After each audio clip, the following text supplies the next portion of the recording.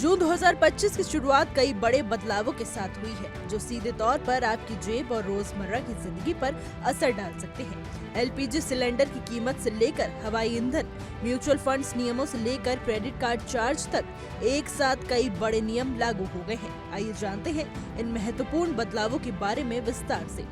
पहला बदलाव LPG cylinder की कीमत में कटौती से जुड़ा है। 1 जून से 19 किलो वाले कमर्शियल एलपीजी सिलेंडर की कीमतों में 24 रुपए की कटौती हो गई है।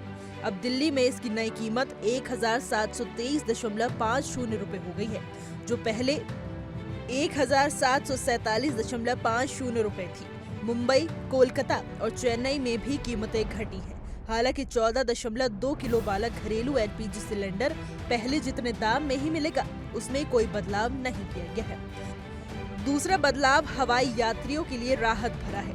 एयर टरबाइन फ्यूल यानी एटीएफ की कीमतें भी घटा दी गई हैं। दिल्ली में अब एटीएफ की कीमत 80,000 रुपए प्रति किलोलीटर हो गई है। मुंबई, चेन्नई और कोलकाता में भी दाम घटे हैं।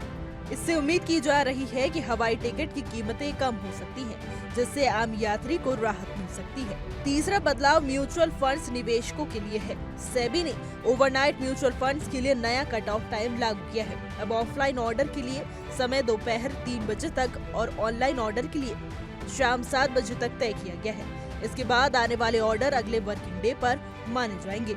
चौथा बदलाव ईपीएफओ यानी कर्मचारी भविष्य निधि संगठन से जुड़ा हुआ है।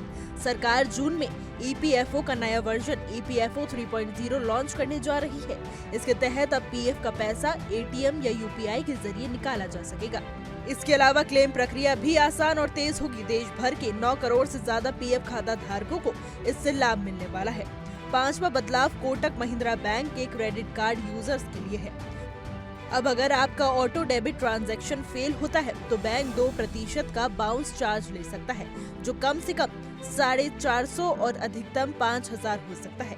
साथ ही मंथली फाइनेंशियल चार्ज को भी बढ़ाकर 3.75% किया जा सकता है, जो पहले 3.5% था।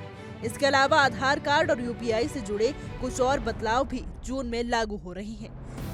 आधार कार्ड फ्री में अपडेट कराने की आखिरी तारीख 14 जून है। इसके बाद आपको 50 रुपए शुल्क देना होगा।